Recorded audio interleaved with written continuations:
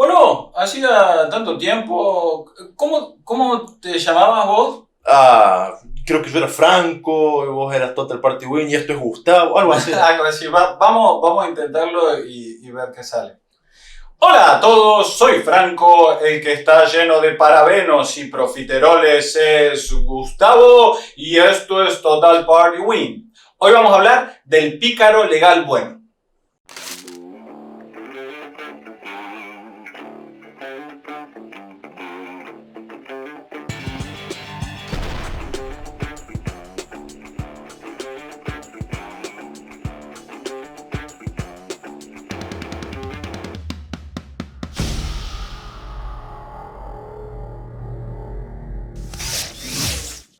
Parece obvio, ¿no, Tavo? Que el pícaro tiene que ser un ladrón, un Un sinvergüenza, chimbehuencha, un cachafaz. un cachafaz. Sí, bueno, esto tiene mucho que ver con, digamos, el origen de la clase, porque originalmente la clase no era pícaro, pícaro fue una suavización, una actualización.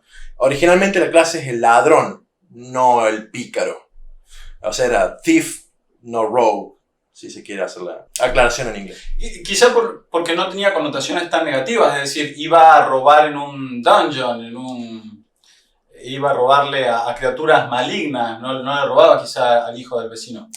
Claro, no, es que en realidad sí le robaba al hijo del vecino. Ah, De hecho, en las aventuras, en las primeras aventuras publicadas por Gygax y en las primeras aventuras para primera edición, para segunda edición, solían venir, por ejemplo, en el detalle de la aldea, cuántas monedas de oro y dónde estaban escondidas para cada PNJ, y cuáles eran las posesiones que llevaban encima y qué dificultad era para sustraérselas. Entonces, el ladrón como tal estaba contemplado como eso, como un ladrón, como un ratero, un carterista, un cortabolsas, que aparte era aventurero. bueno, entonces podemos decir que está anclada en cierta manera en el estereotipo este del ladrón en la clase. Pero lo que vamos a defender hoy nosotros es que no necesariamente va por ese lado. ¿Es igual de difícil convertirlo al pícaro en legal que bueno? No, para nada. Es más fácil convertirlo, mucho más fácil convertirlo en bueno que convertirlo en legal. Por ejemplo, un caso en cuestión sería Robin Hood. Es un pícaro que es bueno porque le roba a los ricos para darle a los pobres, a los necesitados, pero no tiene absolutamente nada de legal porque justamente se opone ¿cómo se llama? Al sheriff de Nottingham. Entonces él está en contra del orden y la ley como establecido por la ley de la tierra, digamos, del law of the land, pero es bueno porque le roba al tirano, le roba al opresor para darle al necesitado o al carecido. Entonces es más fácil convertirlo en bueno que en legal. Bien, entonces eso es un poco el desafío que afrontamos hoy, buscar otorgarle esa dimensión legal sobre todo, también buena, pero legal sobre todo, al pícaro. Nosotros vamos a proponer como tres grandes aproximaciones a esta propuesta del pícaro legal bueno. El primero consiste simplemente en darlo vuelta, es decir, en convertirlo al pícaro en un investigador o cazacriminales. ¿Cómo vendría la mano con esto, Tom? Y bueno, sería que combatir fuego con fuego, digamos. Una forma de que, bueno, para atrapar a los criminales uno tiene que pensar como los criminales. Y para llegar a donde los criminales llegan uno tiene que estar entrenado en las mismas artes. Entonces el investigador se entrena físicamente, mentalmente en estas habilidades del latrocinio para entender cómo piensa el criminal y de esa forma llegar a él. Es un poquito tirado de los pelos, pero digamos, comprende la legalidad del legal bueno y lo bueno del legal bueno porque justamente está persiguiendo o busca combatir el crimen. Entonces ahí está legal y bueno. Claro, quizá el mejor ejemplo que a mí se me ocurre, seguramente ustedes pueden pensar en alguien mejor, es Huilin de la Rueda del Tiempo, pero como nadie lo conoce, podríamos pensar una especie de Sherlock Holmes, pero menos caótico, es decir, más orientado a actuar bien en consonancia con lo que se requiere de él en tanto que policía o investigador. Probablemente Watson sería más... entraría en esa vena, aunque no es necesariamente investigador Claro. per se. Pero bueno, si ponemos en práctica todo lo que Watson sabe, aprende de Sherlock, tal vez entraría un poquito dentro del perfil del pícaro legal bueno Watson. Me gusta un último Watson. Podría ser. El spin-off de Watson. Podría ser. Sin Sherlock. Bien, la segunda opción, ¿terminamos con esta? Sí, terminamos con esto. La segunda que veníamos a proponer era una especie de rescatista, deportista. Producción nos comentó que, gracias producción allá, nos comentó que el origen del parkour es militar y se basaba en preparar a los soldados físicamente para entrar en lugares donde las personas necesitaran ser extraídas para su propio bienestar, para limitar los peligros a los que se veían sujetos.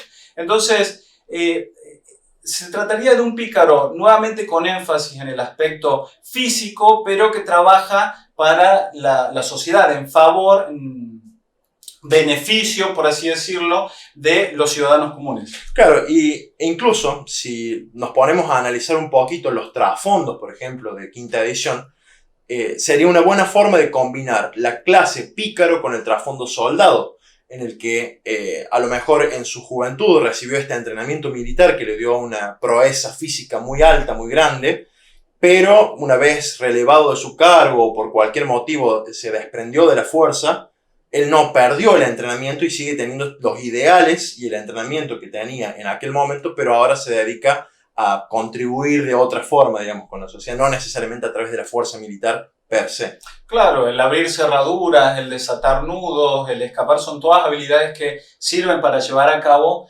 ese trabajo, pero no en pos de un beneficio personal, sino para la sociedad. Como corolario a este arquetipo, podríamos imaginar algo tipo Mirror's Edge, en el que los personajes hacen parkour y necesitan una proeza física muy alta para llevar cosas de un lugar a otro, y bueno, pertenece a esta organización que justamente puede ser la organización, puede ser una organización buena y legal, sumergida en una ciudad o en un reino o en un mundo caótico, maligno y tirano, y entonces combaten el mal y el caos a través de esta organización que, bueno, justamente emplea a estos personajes que tienen esta proeza física muy alta. Claro, hay monstruos o bandidos dando vuelta por la ciudad y este personaje que ya iría más por un lado de mensajero quizás, en términos de Mirror's Edge, lleva las cosas de un lado al otro evitando el conflicto. Calza perfectamente, se trata de las mismas habilidades y es alguien legal bueno.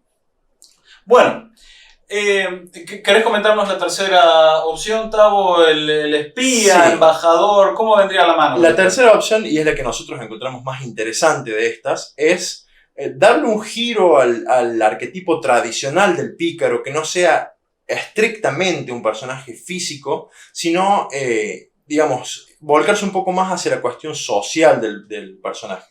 Y se trata justamente del espía de la corte, del spy master, no sé cómo traducirlo, pero justamente es un enviado del rey o del duque o del quien sea, el gobernante, que cumple una función pública, por ejemplo, un embajador, un canciller, cualquier tipo de emisario. Entonces, tiene toda la cuestión, bueno, del protocolo, la etiqueta, el trato social, el hablar con la gente de día y de noche.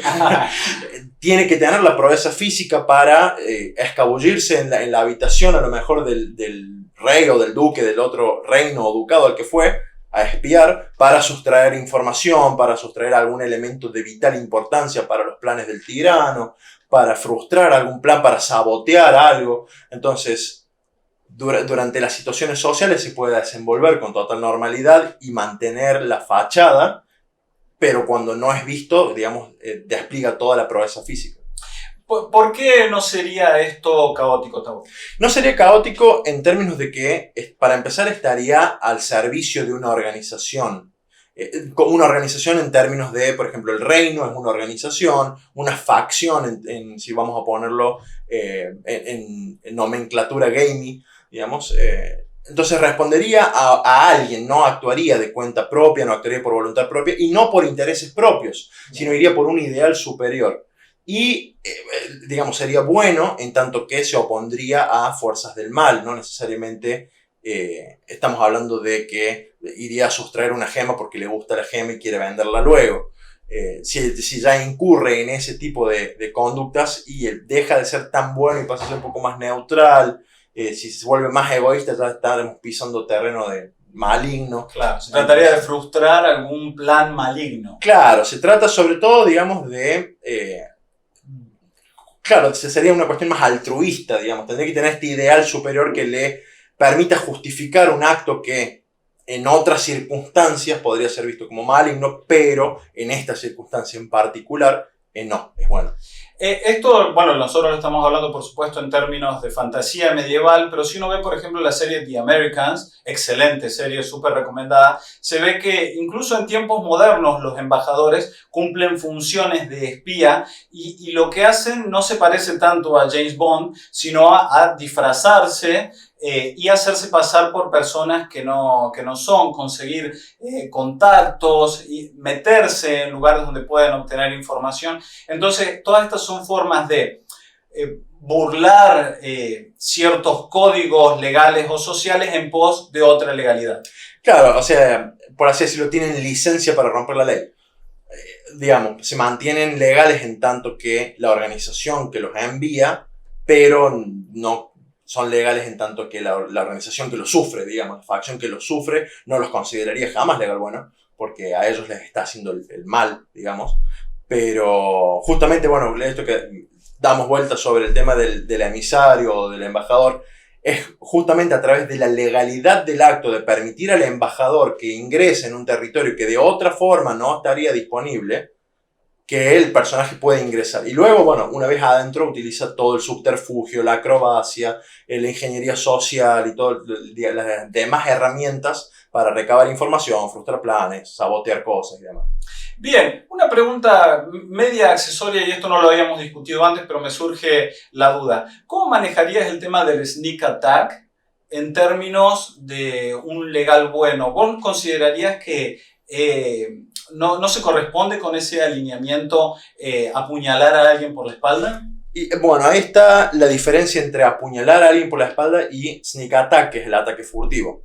Originalmente el ladrón tenía la habilidad de apuñalar por la espalda. Y eso en circunstancias en las que el personaje lograse aproximarse por detrás a otro personaje, PNJ o PJ, y atacarlo sin ser detectado previamente, tenía un multiplicador de daño, hacía mucho más daño. En 3.0, 3.5 y sucesivos, esa mecánica se cambió y dejó de ser, junto con el nombre, dejó de ser ladrón para ser pícaro, y dejó de ser apuñalar por la espalda y pasó a ser ataque furtivo. Y el ataque furtivo es una especie de golpe bajo o un golpe en un punto vital, digamos, una especie de combate no noble, digamos, Claro. No es un combate como... No es un duelo. No es un duelo como un paladín, por ejemplo, tendría con un... No, es un combate artrero, digamos, de tirarle tierra a los ojos. Arteros. ¿Qué es eso? Meterle una piña en el hígado, poner algo por el estilo. Un golpe en las zonas íntimas o cosas por el estilo. ¿Cómo lo justificaría yo con el legal bueno? Y recurriría a la mecánica de daño no letal, digamos, en el que el golpe es muy dañino en una zona no letal, entonces reduce al objetivo. Por ejemplo, la clásica tac que les pegan en la nuca y lo desmaya, sería una forma de manejar el ataque furtivo con un personaje legal bueno. Claro, priorizás el desarmar y el cumplimiento del objetivo al mismo tiempo que no asesinás un acto maligno, no asesinás al adversario. Claro, no tomas la vida de alguien que puede ser inocente, digamos, porque a lo mejor el guardia que está al servicio del tirano no tiene nada que ver, digamos, él simplemente está cumpliendo órdenes porque si no lo matan. Entonces, en lugar de el personaje matarlo, lo reduce a través del ataque furtivo, a través del daño, digamos, incrementado del ataque furtivo, pero con daño no letal, digamos. ¿Habían contemplado alguna de estas posibilidades? ¿Qué les parece lo que decimos? Los leemos en los comentarios. Si todavía no han probado las hidromieles de Golden Craft, les dejamos el link en la descripción del video. Pueden pasar por su página de Facebook y comprar hidromieles, son muy buenas. Y sin más que decir, nos vemos en el próximo episodio.